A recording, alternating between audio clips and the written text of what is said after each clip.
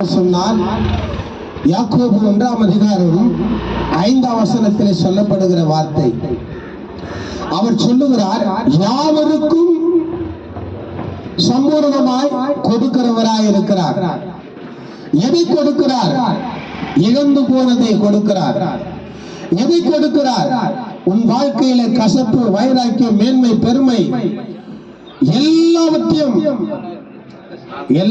இழந்து போயிருக்கிற, உடைய வாழ்க்கையில எல்லாவற்றையும் இழந்து போயிருக்கிற உங்களை பார்த்து ஆண்டவர் சொல்லுகிறார், யாவருக்கும் அவர் கொடுக்கிறவராய் இருக்கிறார். என்ன கொடுக்கிறார்? இழந்து போன ஒரு சமாதானம், இழந்து போயிருக்கிற ஒரு சந்தோஷம், இழந்து போயிருக்கிற ஒரு ஆசீர்வாதம். இந்த ஆசீர்வாதம் உங்களுக்கு கிடைக்க வேண்டும் என்று சொன்னால், இந்த ஆசீர்வாதம் உங்களுக்கு நீடித்து நிலைத்திருக்க வேண்டும் என்று சொன்னால், உலகத்திலே உனக்காக மரித்தவர், எனக்காக மரித்தவர், சகல ஜனங்களுக்கு மரித்தவர் ஆண்டவராகிய இயேசு கிறிஸ்து உண்மையுள்ள தேவனாய் இருக்கிறவர். நீங்கள் இருக்கிற இடத்துல நீங்க எதை கேட்டாலும் அதை நான் தருவேன் என்று சொல்லுகிறார். வாழ்க்கையில் எதை இழந்து போயிருக்கிறீங்க? இதுவரையில நாங்க எத்தனையோ பல முறை நாங்க ரட்சிக்கப்பட்ட நாள் முதல்ல இருந்து சபைக்கு நாங்க போய் கொண்டுதான் இருக்கிறோம்.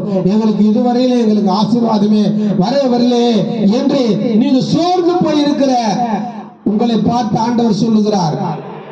ஏசாயா 40ஆம் அதிகாரம் 29வது வசனத்தில் சொல்லப்படுகிற வார்த்தை, சோர்ந்து போகிறவர்களுக்கு, சத்தம் இல்லாதவர்களுக்கு சத்துவத்தையும், பலன் இல்லாதவர்களுக்கு பலத்தை கொடுக்கிறவராய் இருக்கிறார்.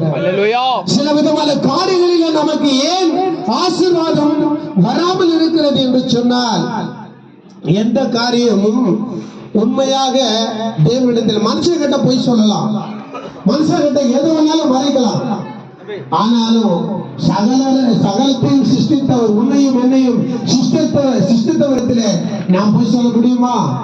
முடியாது.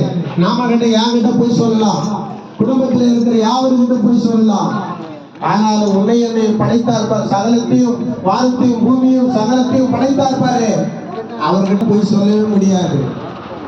ஏன்னு சொன்னால் பொய் சொல்லுகிற அவர் தேவன் அல்ல, பொய் சொல்லுகிற தேவன் அல்ல, அவர் உண்மையை சொல்லுகிறார். உங்களுக்கு சில காரியம் தாமதிக்கிறதா? எதற்காக தாமதிக்கிறது? உண்மையை சொல்லுங்க, உண்மையை சொல்லுங்க. உண்மையை சொன்னா உங்களுக்கு ஆண்டவராக இயேசு கிறிஸ்து அந்த உண்மைக்கு உண்மையான பதில் உங்களுக்கு ஆண்டவர் கொடுப்பார். ஆண்டவர் அதான் சொல்றார், கொஞ்சத்திலே உண்மை உள்ளவராய் இருக்கிறவர்களுக்கு அவர் பரிபூர்ணமாய் உங்களுக்கு ஆசீர்வாதத்தை கொடுக்கிறவராய் இருக்கிறார்.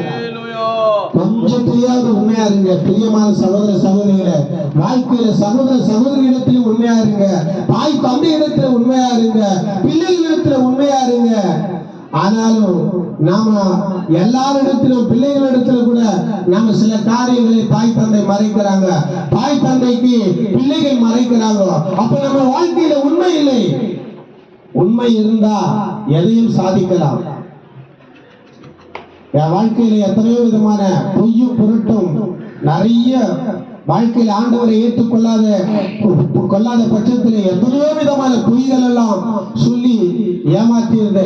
நான் குடிச்சிட்டு வருவேன், குடிக்காத கூட வாசனை குடிச்சிட்டு வரும்போது கூட அந்த வாசனை தெரியாது, வாசனை தெரியும், என்ன ஒரு மாதிரியா இருக்கிற அப்படின்னு வீட்டுல கேட்பாங்க. ஒன்னே இல்லைன்னு பொய் சொல்லுவேன். ஆனாலும் கிட்ட வந்து பார்த்தா கூட வாசனை வராது, அதுக்கேற்ற மாதிரி வேற மாதிரி பண்ணுவேன் நானு, வாசனை வராது பிடித்து. அப்படியெல்லாம் பொய் சொல்லி தெரிந்தவன் நான். ஆனால் அப்பொழுது ஆண்டவராக இயேசு கிறிஸ்துவை ஏற்றுக்கொள்ளல. ஆண்டவராக இயேசு கிறிஸ்துவை என்றைக்கு ஏற்றுக்கொண்டோ அன்றைய நாள் முதல் இருந்து இந்த நாள் வரையிலும் பொய் சொன்னா ஆண்டவராக இயேசு கிறிஸ்து என்னை இந்த நிமிஷமே பேசிக்கொண்டே இருக்கும்போது என்னை தூக்கிடுவார். என்று சொன்னால் ஆண்டவர் சொல்லுகிறார், உள்ளது உள்ளதென்றும் இல்லது இல்லதென்றும் சொல்லுங்கள், இதற்கு மிஞ்சினது தீவாகும் என்று சொல்லுகிறார். உண்மைதாக முதலாவது நமக்கு வேணும். அந்த உண்மையை மனுஷங்கிட்ட போய் சொல்லலாம், மனுஷங்கிட்ட மறைக்கலாம். உன்னை படைத்தவர் ஆண்டவராக இயேசு கிறிஸ்துவிடத்துல உண்மையை மறைக்கவே முடியாது. என்று சொன்னால் இந்த பூமியில எல்லாவற்றையும் நம்ம மறைக்கலாம். அதனால அவங்க ஸ்கிரீன் போட்டு, பரலோகத்துல ஸ்கிரீன் போட்டு நமக்கு தெரியும் போது அப்ப பாப்பாரு, பார்த்தவங்க வாயை திறக்கவே முடியாது, வாயை திறக்க முடியாது. அப்படி இருக்கும்போது என்ன ஆகுனா உடனே நீ இந்த பொய்யெல்லாம் நான் உண்மையால தான் சொன்னேன் அப்படின்னு சொல்லிட்டு என்ன வரும், நமக்கு பலவிதமான தீமைகள் வரும். பரலோகத்துக்கு போக வேண்டியவர்கள் பாதாளத்துக்கு போவாங்க, பாதாளத்துக்கு போகிறவர்கள் நரகத்துக்கு போவாங்க. ஆனாலும் அப்படிப்பட்ட ஆண்டவராக இயேசு கிறிஸ்து உண்மையுள்ள தேவனாய் இருக்கிறார். இந்த உண்மையுள்ள தேவன் தான் உனக்காக எனக்காக மரித்தவர். அவர் 3ஆம் நாள் உயிர்த்தெழுந்து இன்றைக்கும் ஜீவனோடு இருக்கிறார் என்று சொன்னார். அதை நிமித்தமாகத்தான் இன்றைய நாளிலே இந்த மாதத்திலே ஆண்டவராக இயேசு கிறிஸ்துவின் பிறந்த நாளை அநேகர் உலகமெங்கும் அவரை போற்றி வாழ்த்து கொண்டு வருகிறாங்க.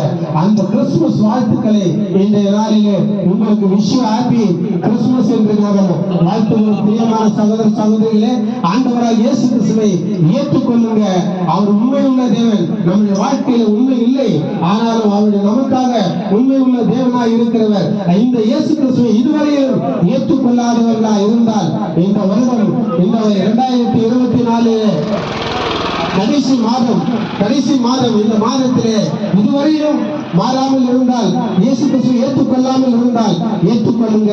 கர்த்தர் நிச்சயமாக உங்களை ஆசீர்வதிப்பார். Wish you happy Christmas, wish you happy new year. கர்த்தர் உங்களை ஆசீர்வதிப்பார். ஆமென்.